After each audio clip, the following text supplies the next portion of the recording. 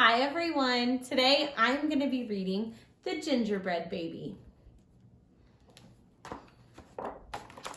It was cold outside.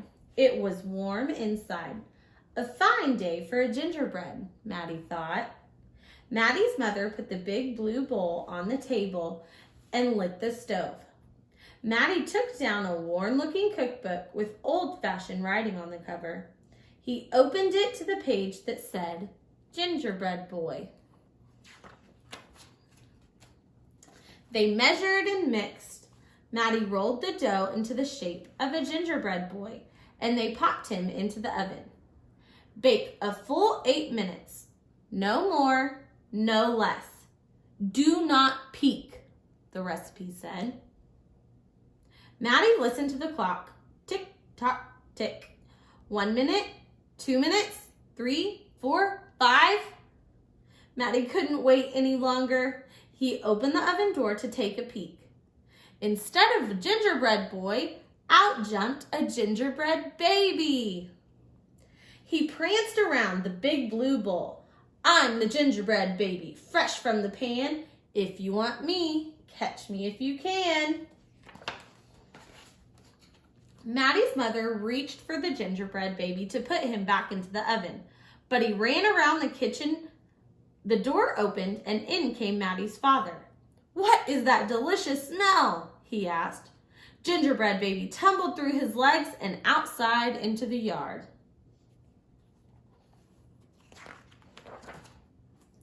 He ran by the tabby cat. She twitched her tail and sprang at him.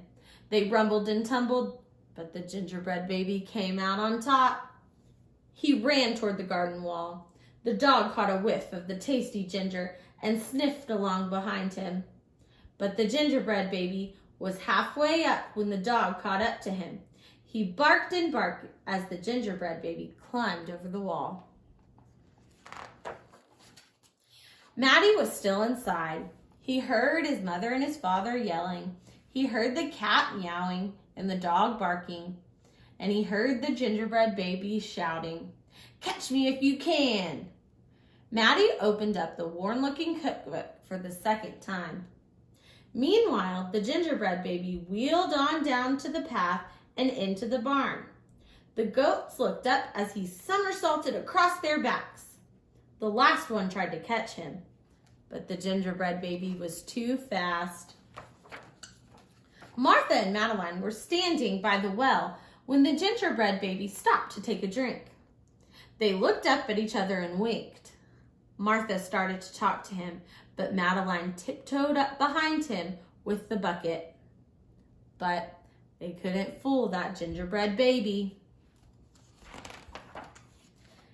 He took a braid from Martha and a braid from Madeline, and he tied them into a knot and ran down the road. Back in the house, Maddie stirred and mixed and rolled the dough. He shaped it, put it in a pan, and into the oven. Tick, tock, tick. 8 long minutes. This time, he didn't peek. I will catch him if I can, Maddie said to himself. As he was bouncing along, the gingerbread baby saw a farm wagon just ahead. He jumped in and settled down next to the mama pig. The smell of gingerbread was too much for her. She tossed him high into the air, closed her eyes, and opened her mouth.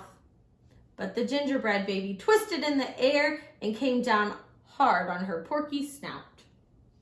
I am the gingerbread baby, too quick for the mother and the father, too fast for the cat and the dog and the goats, too clever for Martha and Madeline, too smart for the mama pig. Who's left? Catch me if you can. Feeling smug, the gingerbread baby strolled along by himself until he came to a bridge that crossed over to the village.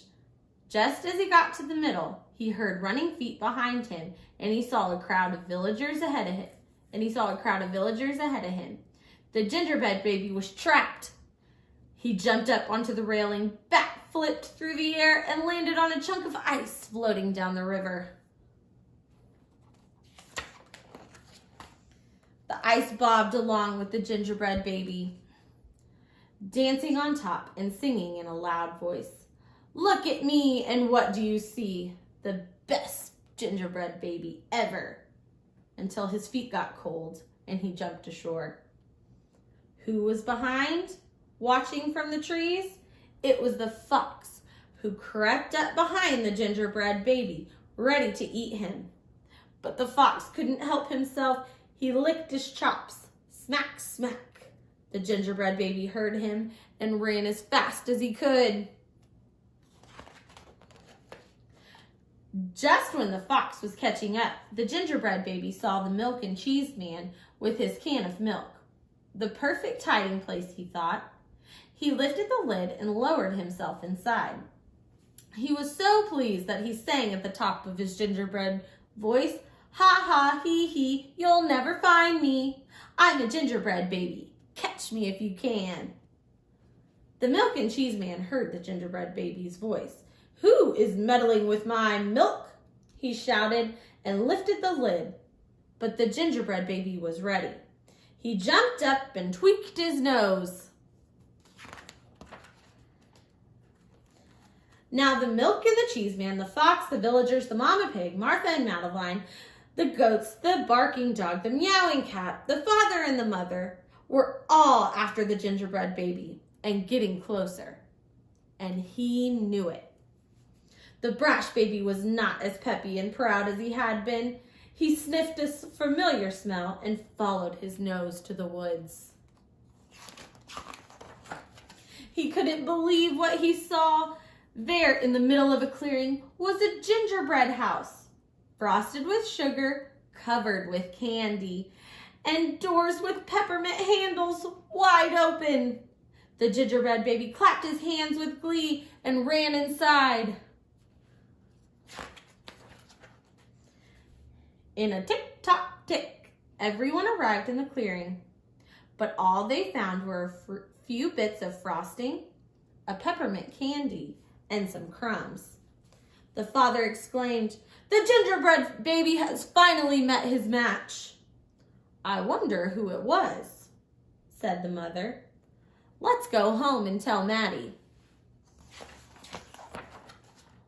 "Hello, Maddie," his father said when they got home. "We never did catch that gingerbread baby. All we found were some crumbs in the snow."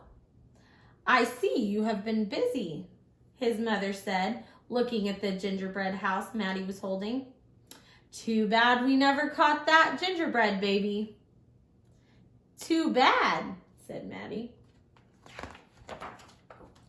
Only Maddie could hear the tiny voice from inside the gingerbread house. "I'm a little gingerbread baby, lucky as can be, to be living in the house that Maddie made for me." The end. Merry Christmas!